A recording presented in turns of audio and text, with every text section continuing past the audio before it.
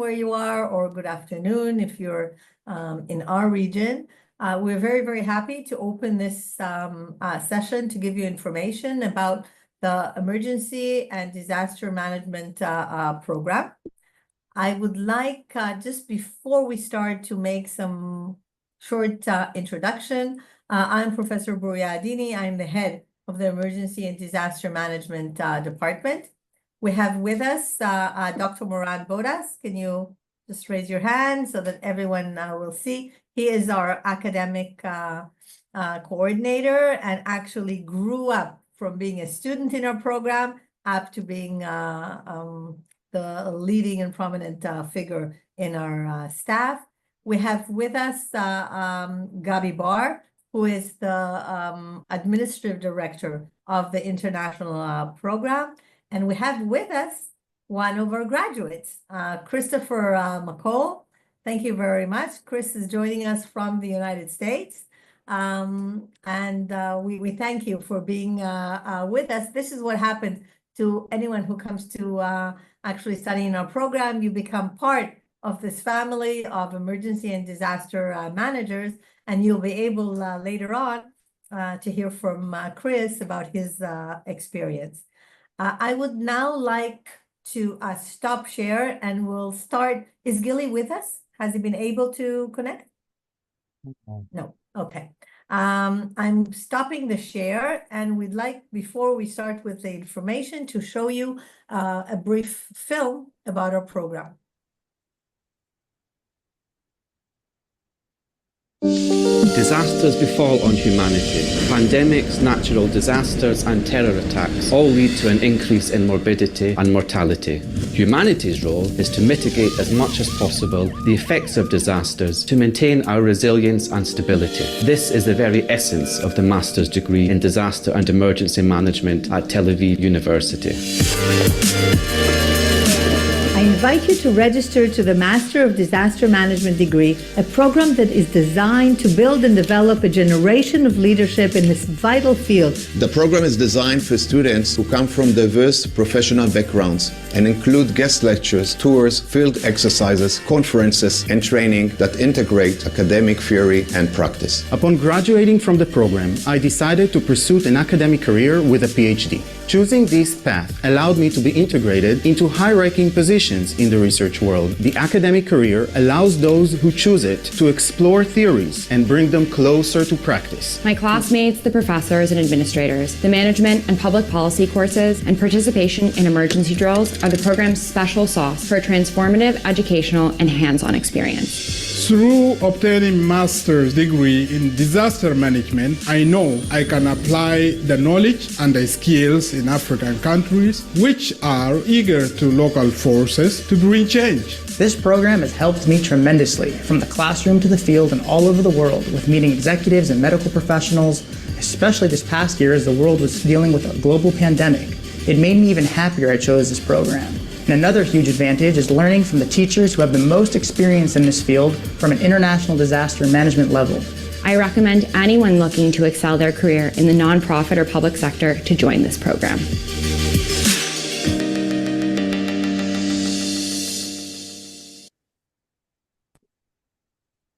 Thank you very much, Moran, for sharing with us the movie. And I'd like us now to go and see together some information, some slides that will tell us information about our program. So one of the elements that we used to think in the past, that we have a routine life and we have emergencies. What we have learned in the past decade, that these are actually meshed together. And look at what is happening around us, the elements of the climate change that all societies are concerned about. Wars that are occurring at varied places in the world, in Ukraine, and unfortunately in our region. The COVID-19, the pandemic, which all of us were exposed to and impacted on our lives. So what we're seeing that in most societies, if not all of them, the emergency routine is something that we're needing to face frequently. And if we know and we have the tools and the capacities to actually be prepared for such varied events, then we can ensure the safety and the resilience of our societies. And this brings us to our program. And the first question that probably anyone who is here with us today ask himself or herself, why should we come and study disaster and emergency management in Tel Aviv universities?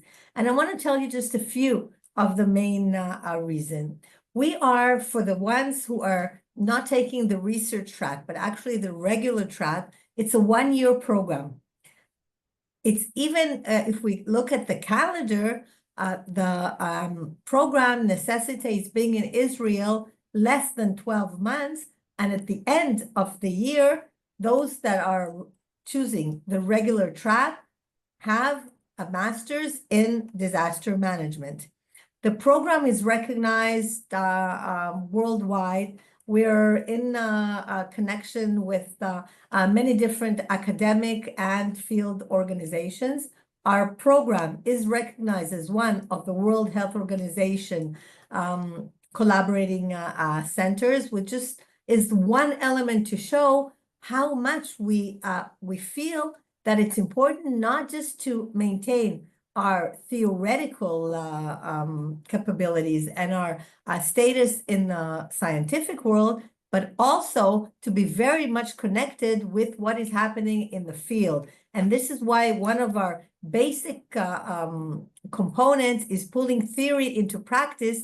We want to make sure that our theoretical capacities actually impact on the field. We want to impact on the field by understanding their challenges, their dilemmas, and provide solution through the training and the education of our students, and as well as the research that we're doing as we go along, studying the realm of disaster preparedness and disaster response.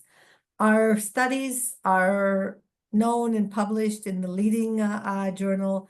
There is a possibility, because we so much value both the science and the practice, our students have a capacity to choose both a research track and do internships in the field, so that you not only graduate with the scientific knowledge and competencies, but also capabilities and hands-on understanding of what the field looks like and how these two worlds actually work together.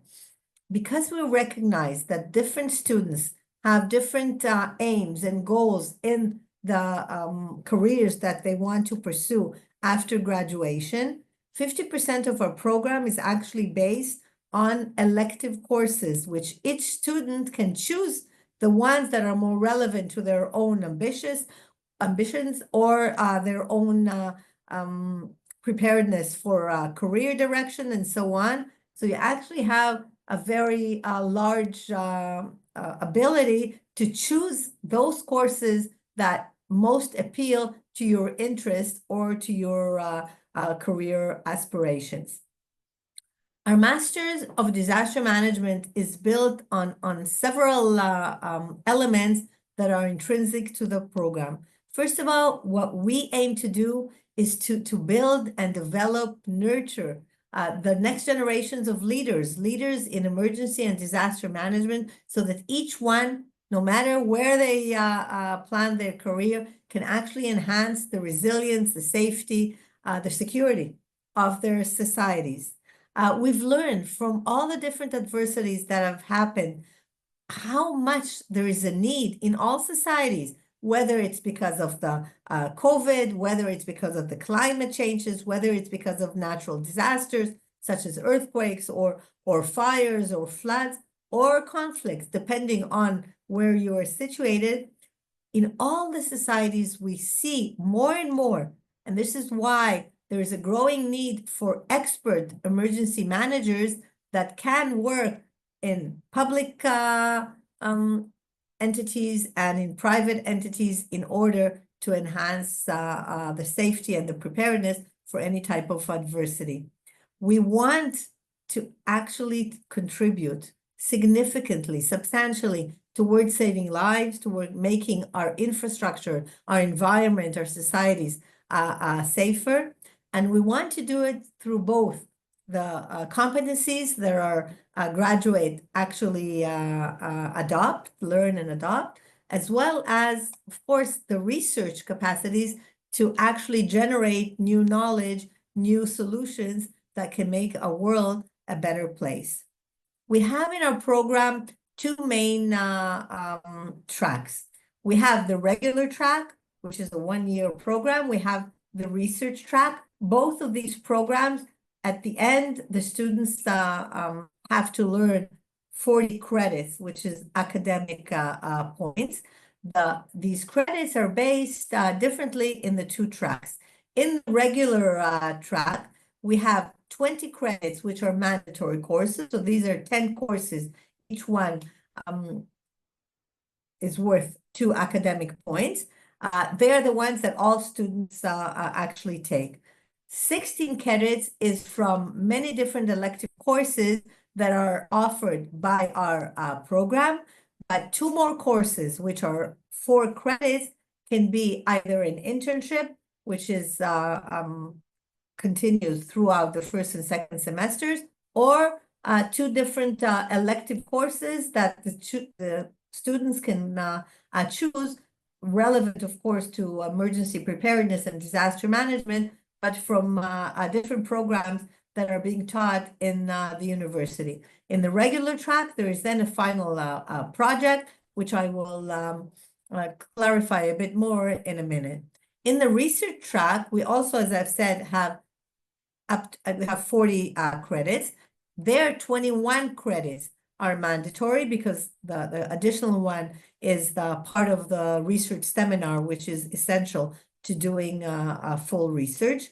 6 credits are built and then dependent on taking courses, elective courses from what the program offers. And 4 additional ones are general electives. It can be the internship if the student is interested, or 2 other courses.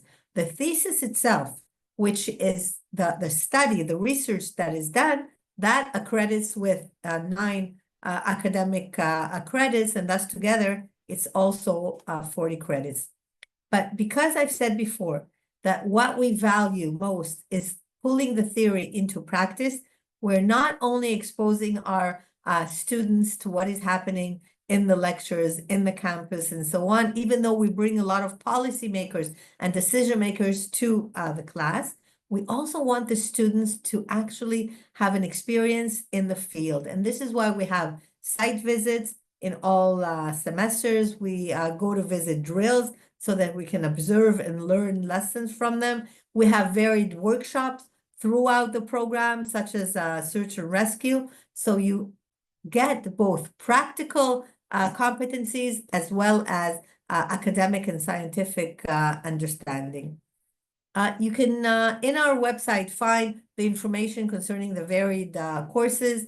Just to give you some examples, we're talking about introduction to emergency management. We're talking about risk communications, humanitarian action, disaster psychology, disaster economics, global warming. So what you can see, we are a multidisciplinary program. We believe, even though we are part of the Faculty of Medical and Health Sciences, we don't believe that only medical elements are important to be ready for any type of disaster and to be able to manage them. We have to look into logistics, we have to look into risk communication, we have to look into law and regulations. So all of these different perspectives are actually something that you will be exposed to during the study in our program.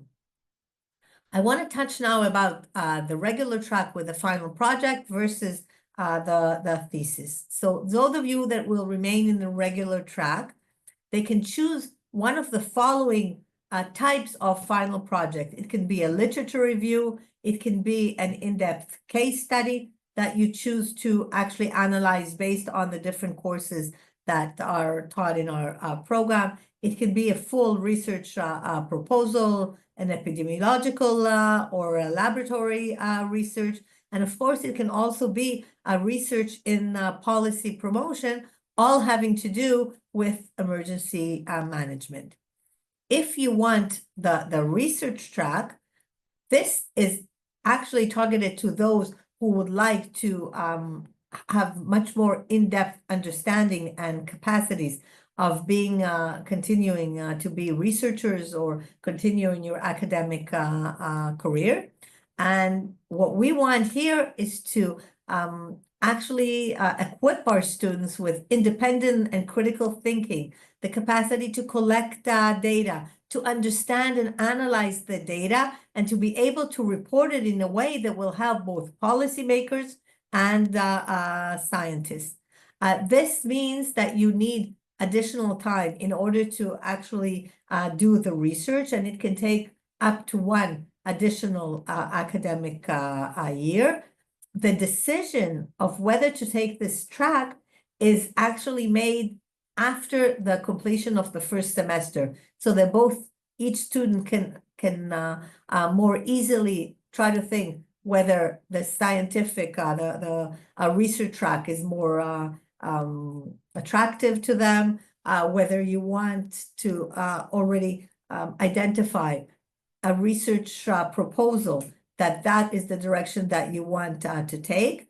But also there are some criteria that have to be met in order to continue in the research track, which is in the first semester, an average of at least 80 or higher in the first semester, as well as specifically in 3 methodological courses that are taken in the first semester, it has to be at least 80 in the final score. And that is the research methods in epidemiology, statistics, and scientific writing.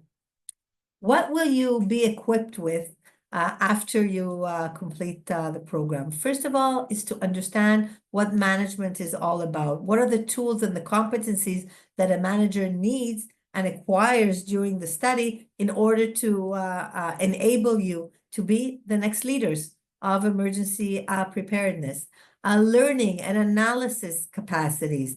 We want you to think out of the box, to be creative, to be able to not only do and work according to protocols, because we don't believe protocols are actually effective in disasters, because every disaster has its own characteristics. It's always different in some ways from what we experienced before. So we want you to be able to actually have principles and then creatively use those principles to adapt the solution to each and every situation, which means that you need to have critical thinking, to want curiosity, to understand why things are happening, how we can impact, design, problem-solving tools and capacity, and be able to integrate all the different elements that you will be exposed to during the studies in order to make you the most effective disaster managers. Where can you find our graduates? Chris will tell you in a minute about his experience, but you can find them in national and local and international organizations. You can find our graduates, for example, in UN agencies. You can find them in FEMA in the United States. You find them in varied roles in both the public and the private sectors in order to be in charge of business continuity or emergency coordinator, to make sure that no matter what happens, the entity that you actually represent is able to efficiently continue to function and provide the needs and services to the public, even though substantial adversities occur. And of course, those of you, for example, like Moran, that will choose the academic path, will also be able to continue towards a PhD and postdoc and so on, and pursue an academic research career. What is the criteria to actually be admitted to our program? Because I've said that we are a multidisciplinary program, and we believe that these are the tools that you need, we also accept graduates of many different bachelor's degrees, again, from multidisciplinary areas in realm. So you can come from management, you can come from medical profession, social work, engineering, law, education, geography, and many other elements that we actually make sure that every cohort is built from students from different disciplines, from different types of experiences, different types of bachelor's degree, in order to make sure that we have the insights and the perspectives and the ways of thinking that characterize very different fields. Sorry. The average grade has to be 80 and above, and all the candidates that are eligible for our program will be interviewed by Zoom in order to actually coordinate expectation, to let you understand what the program is all about, and to let us learn to actually know you, so that we can see that there is a good match for studying in our program. Before we go into the scholarship, which is a very important element, I would like to invite Chris to tell you from the perspective of a former student what studying in our program is all about and what career path it actually enabled him to pursue. Great. Perfect. Thanks so much, Furia. And good morning, everyone from the United States, and good afternoon, good evening to everyone abroad. My name is Chris McCall, and I'm a 2022 graduate of the MDM program.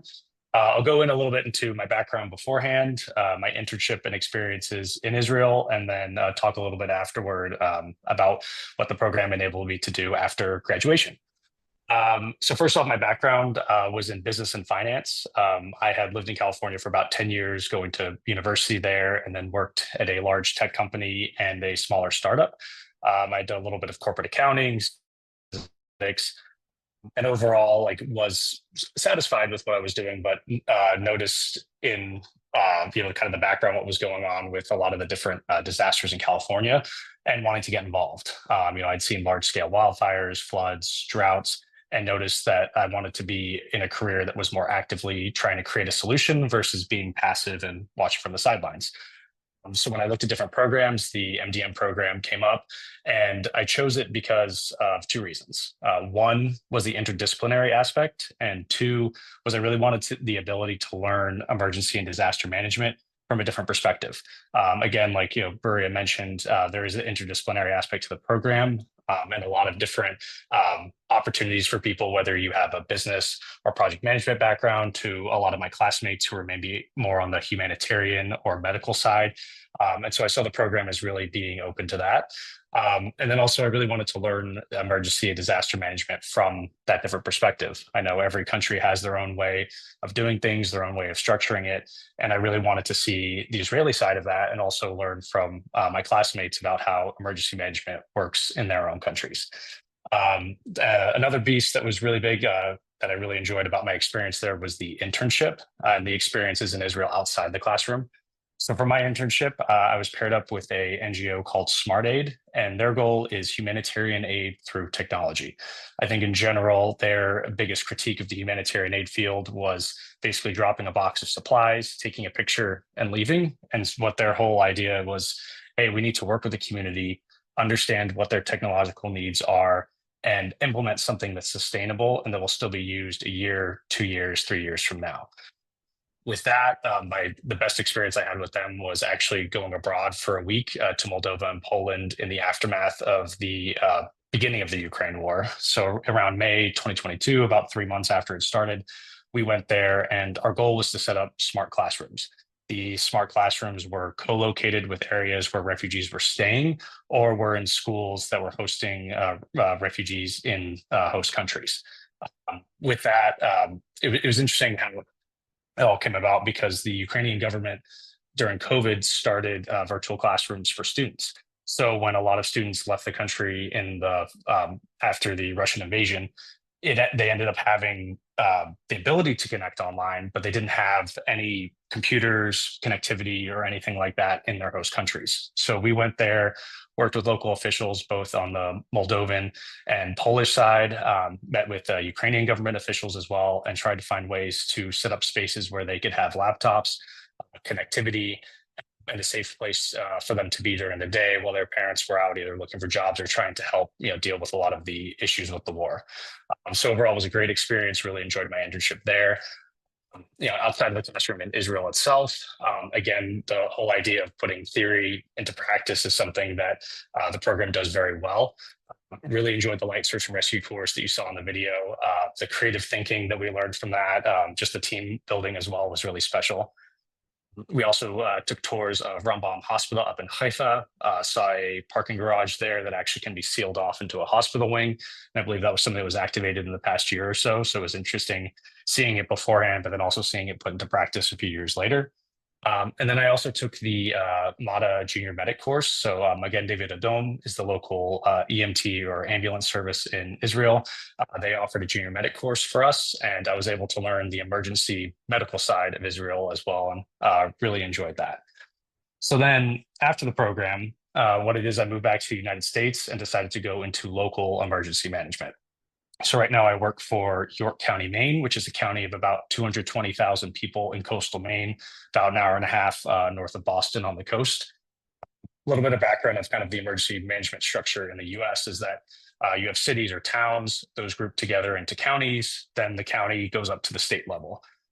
Counties in the US, especially in non-urban areas, are really good for combining resources on a scale that's smaller than the state, but is still able to respond to local concerns. So for example, I oversee towns of maybe 1,500 people. So for them to staff an entire fire department, police department, emergency management, be able to apply for grants, et cetera, it's really tough to do. But at the county level, we can at least assist them with that. So my role in York County, Maine is an emergency management coordinator, where I'm in charge of alerts and warnings, plans and policies, as well as grant writing. And some of the ways that the MDM program really helped me and prepared me for my current role. So with alerts and warnings, one of the classes we take is risk communications, and that's taught by Gilly, who's on the call now. I actually got to see him on TV, kind of practicing what he preached, so to speak, about risk communications and the need for clear, concise, and accurate information during emergencies. A lot of this too is because people are very stressed. They can only take in so much information. And I've taken a lot of those principles and applied that to my role whenever I need to send out any alerts and warnings to the public. The second piece is the program really helped me understand the importance of relationships. I know most fields all over the place will say relationships are important. And yes, that's true. But in this field, they are essential. And the program really stressed the need to make those relationships with people before the disaster strikes, if at all possible. Similarly, the program taught me how to look out for people who you work with and the people who work for you as well. And then lastly, and I'll use lessons from Dr. Boras's disaster psych class, actually. But I use some of the things I learned to actually inform how I do community presentations about preparedness. I won't spoil the class for you too much, but one of the items we talk about in disaster psychology is the idea that the thought of either death or vulnerability can cause people to get too scared to actually prepare.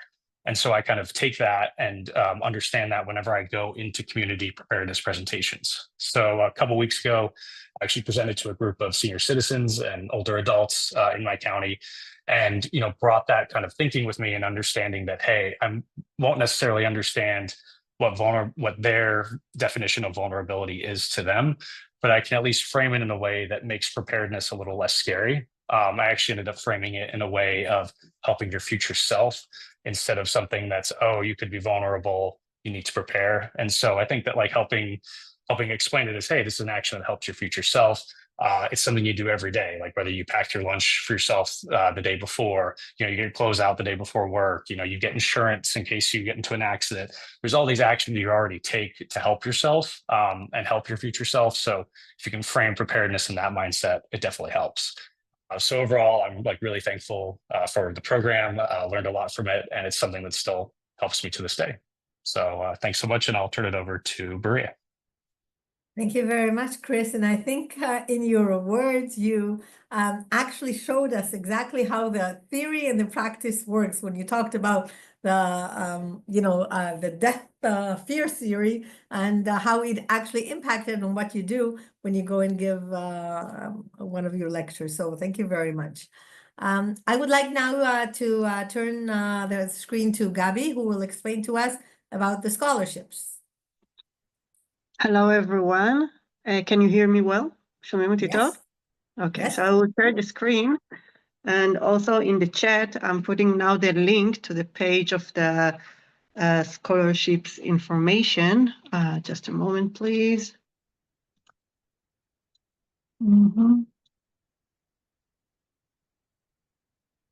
So here is the main page that we have on the Tau International website, the Lawi International School.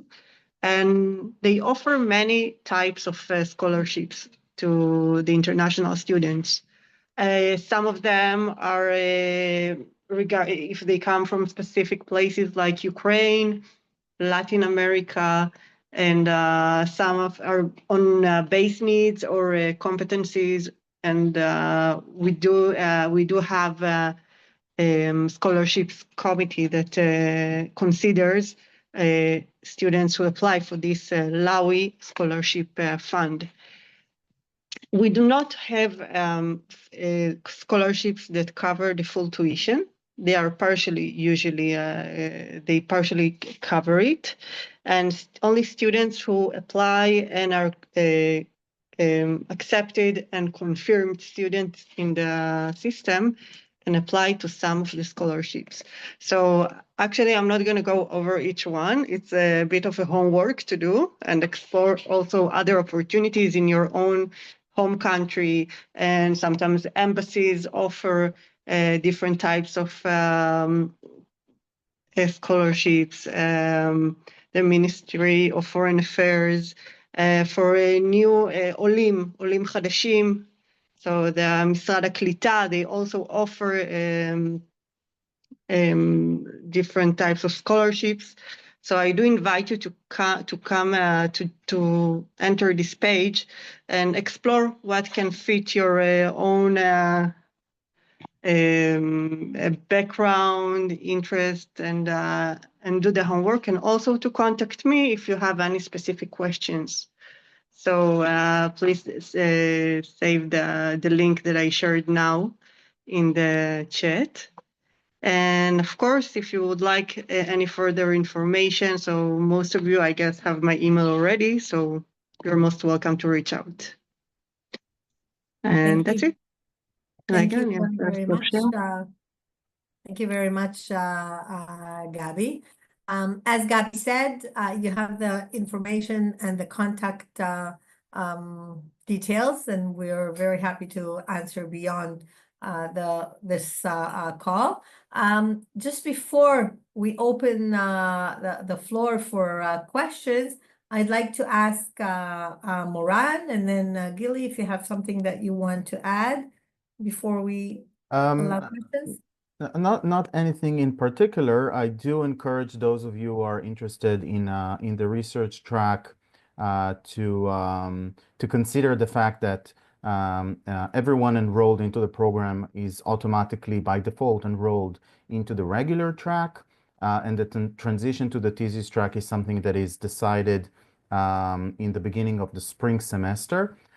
It doesn't leave much time for you to find a supervisor, come up with a research question, and understand in general outlines what the research you are contemplating. So definitely reach out to the academic advisor as soon as you are enrolled into the program if you do want to pursue the thesis track to get some more information. Thank you very much, Moran. Gilly? Let's go to the questions.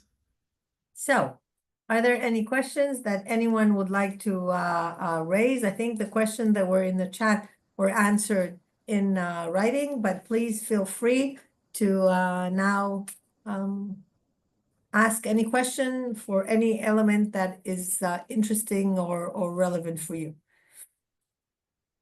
And don't be shy, we don't bite. It takes a brave first soul, and then it just... The first. Oh, there you go. Yes, Julia, please go ahead. Yes, thank you for the presentation. It was very interesting. I had opportunity to just to have a quick view on the website, and I have a question according to the scholarship. I still keep giving lecture at the university, and we have some policy according to scholarship. So the application need to be much ahead of applying for a program. So how it works in your, let's call it like schedule or maybe a timeline. And if to talk about this year program, where maybe you can mention some deadlines already, and also if it's necessary to be accepted to the program to apply for a scholarship. Thank you. Okay, so I will answer this. Yes, first of all, you need to be accepted to the program. You need also to settle the confirmation fee in order to submit your application. So it will be reviewed. We are now in the, let's say, in the money time of the admissions and accepting applicants and reviewing scholarships requests. So it's an I would say ongoing application process. Right now, the registration is open, at least for the 4 months coming ahead. So this is roughly the the procedure. Like in Israel, I would say in Tel Aviv University, if I'm referring to the scholarships that I presented on the website, so we don't need to do it much ahead. It must be in the time frame of the application, which is right now, with this time. Thank you. Thank You're welcome. you, Yulia and Gabi. I want to address the question that was raised by Warren. You asked whether there's some portion of the program that can be actually learned as a distance learning. And the answer is no, even though we do have some courses that are online courses, the major portion of the studies are done on campus in face-to-face encounters with the students being in class. So the third semester, which is the shortest semester, the summer semester, that can mostly be done as online, but that is after you complete the first 2 semesters. So it does necessitate coming to Israel and being on campus for this program.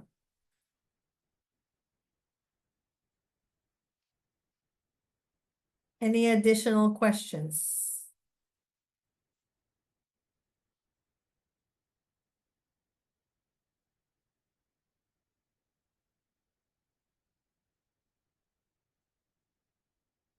When does the internship usually take place? Okay. What is happening in our program is that the courses are taught 3 days per week. Usually it's Monday, Wednesday, and Thursday. Those are students that want to do an internship, and we very much recommend it because then you complete your studies not only with scientific understanding, but also with hands-on competencies, and it looks much more appealing to prospective employers, that they see that you come not only with the understanding, the theoretical understanding, but also with practical experience. That is done 8 hours per week in the first and second semesters. So in most organizations, it's 1 day per week that you can choose either the Sunday or the Tuesday, that there are no courses that are taught in the university. Some of the organizations prefer 4 hours split into 2 days. Some done in the organization, some done remotely, and so on. But you have to take into account that if you want the internship, it's actual exposure to the field, which means that you are experiencing what is happening with that entity, and those are the additional day that you need to plan in order to be in the internship. Now, the internship starts in the first week of the studies. What we do is that in the application process, after you are admitted to the programs, if the studies start, for example, usually in October, we start already at the end of August or in the beginning of September to, first of all, understand for each student that is interested in internships, what are the preferences? And then there is a process of being interviewed by the internship coordinator and then by the organization that you want to intern in. And then when there's a mutual decision of the student and the organization that it's a good match, then you start in the first week of class, the same way that you come to class for the courses, you go to the organization for the internship.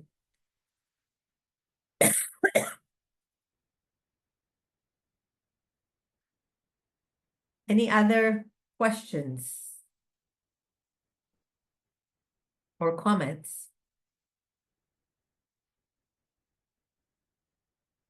Yes, I will comment on the English proficiency level required. I'm going to share also here now in the chat in a minute the link that details what is exactly required. It's usually it's TOEFL or IELTS exams, but if you studied in a secondary in a English-speaking country, or you graduated from a bachelor's degree that was taught in English, or if someone from your university can declare that your English is in a certain level, it must be someone that is from the language department, let's say. So we can evaluate here. We have a language department in the university, and so there are not many options except for the exams, but I will share now so you can see the requirements. So you can continue in the meanwhile.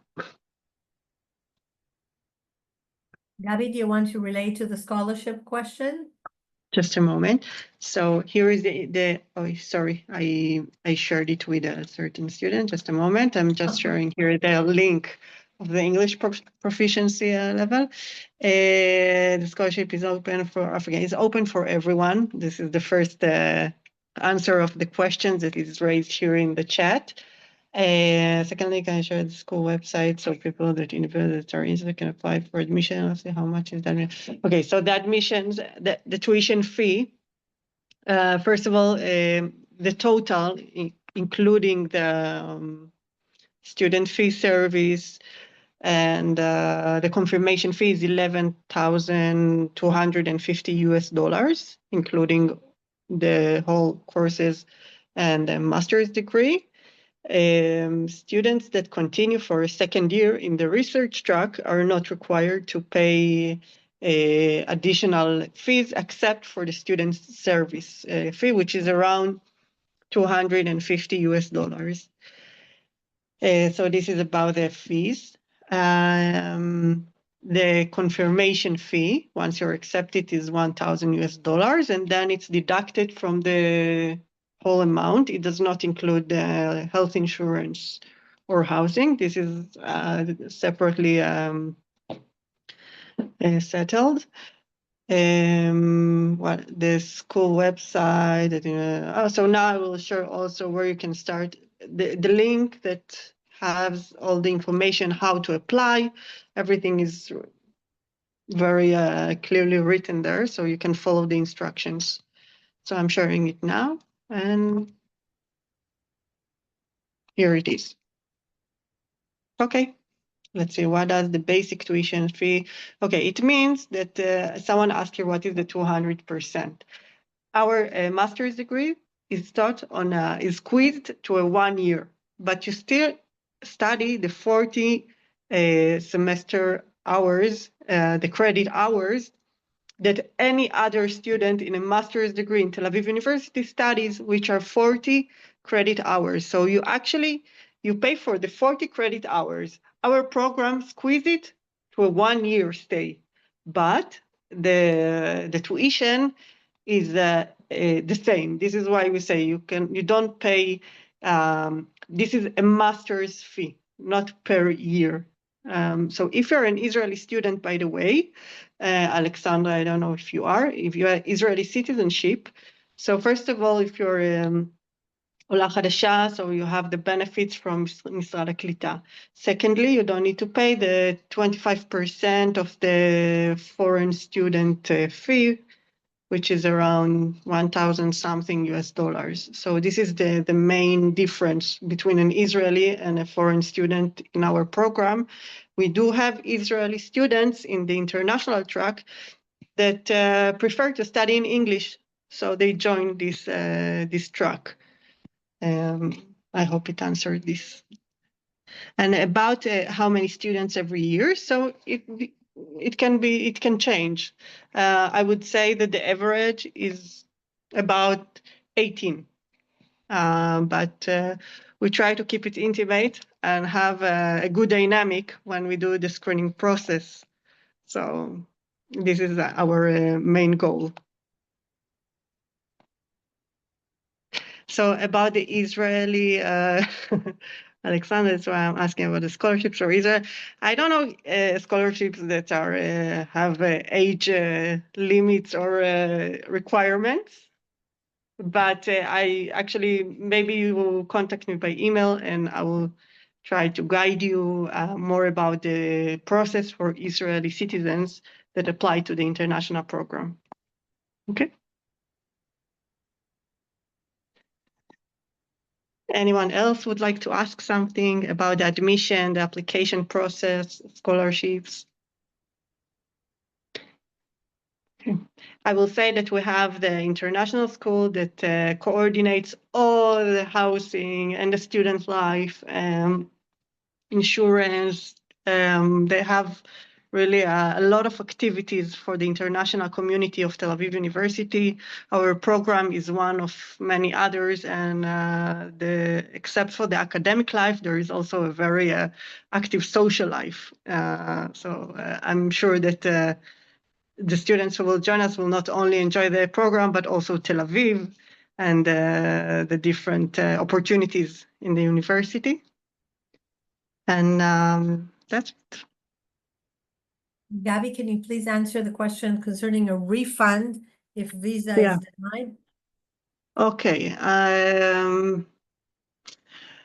איך אומרים ועדת חריגים? Exception committee. Okay. In the international school, they have something that is called the exception committee. They when there are specific cases, they check it, but I cannot say like roughly that it's for all. But again, maybe contact me, email me, and I can tell you from my experience regarding the country you come from, what is the process. We do provide all the cover letters for the embassy, and we help the students. There is also a department in the international school that takes care of all the visas and bureaucracy of the arrival. Noga. Any other question that I missed during the time I was talking? Okay, could you tell me? Maybe Moran, would you like to relate to the question about employment? Yes. So most the graduates from our program are mostly integrated into one of four sectors. The first sector is let's call it the public sector. Those graduates are integrated into national or local agencies, such as, for example, FEMA in the United States, or local authorities. Chris is a great example of that too. And these people, and also in Israel, obviously, we have graduates in, I think, almost every ministry and some local authorities. And those graduates are mostly working on public policy, on preparedness, recovery, devising plans and doctrines, and working with either acquisition or resilience building within the scope of what they're doing in their own agencies. The second sector is the private sector. There's a growing understanding in many private companies and institutions that they need someone who understands business continuity, who understands disaster management, who can understand how the business can continue to operate despite adversities that are happening. With climate change, COVID, and the anticipation for more future pandemics, and the multitude of troubles this world is going to face in the near future, more and more businesses understand that they need a person who can do that business continuity management. One of our graduates, for example, is the chief scientist of Microsoft Israel. So that's an example of that. The third sector, and a very meaningful, major one, is the humanitarian aid sector. Many of our alumni are integrated into UN agencies, NGOs, humanitarian aid organizations, whether doing field work, actual boots on the ground missions to help affected populations from disasters. Some of them are integrated into HQ work within UN agencies in Geneva or in other places. And that's a major outlet or venue that many of our graduates go into.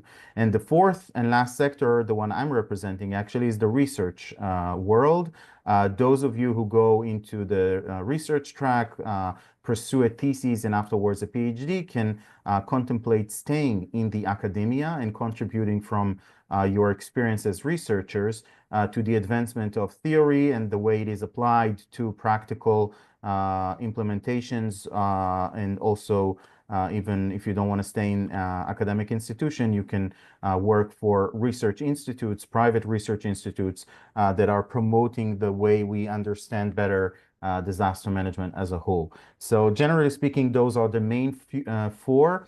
We do have some other alumni and graduates who completely diverted from disaster management, but they based their application to different positions and roles based on the tools, the toolkit they got from the program, as well as the prestige of having a master's program from Tel Aviv University. So they don't work in disaster management, but they were able to get into the positions and the careers that they developed for themselves based on the on acquiring the degree with Tel Aviv University.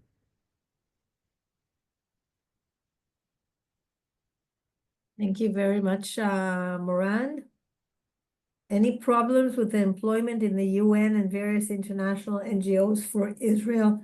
No, actually, there are in most UN agencies, there are positions that are open according to the affiliated countries. So there are positions, a percentage, a prevalence of positions that are open for people from different countries, and there are several openings that are for Israelis that haven't been filled now.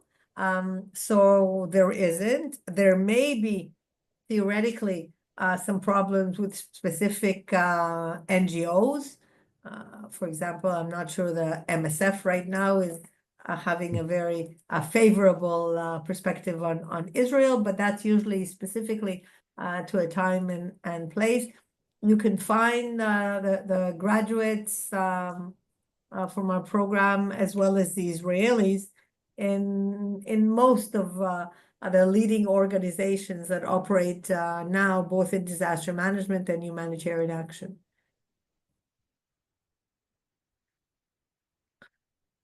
Anything else? Okay, before we part, Gabi, is there anything else you'd like to add? Gili? Moran? No, thank you. Sorry, Gili? No. Moran, no? No. Chris, anything else you'd like to add? No, I think you covered it all. And if anyone has any questions, they can reach out to Gabby yourself, get my email and everything like that, and happy to help out. Thank you very, very, very much. I have to say that similar to what Chris said, right now, we have, for example, one of our graduates that is working for several years now in FEMA, and she keeps recruiting additional graduates to FEMA. I think by now we have 4 or 5 that are graduates. So networking with former students that are now graduates is certainly a way to also achieve all kinds of connections that have to do with potential employment positions. So first of all, I'd like to thank Gabi for setting this information meeting and for being in ongoing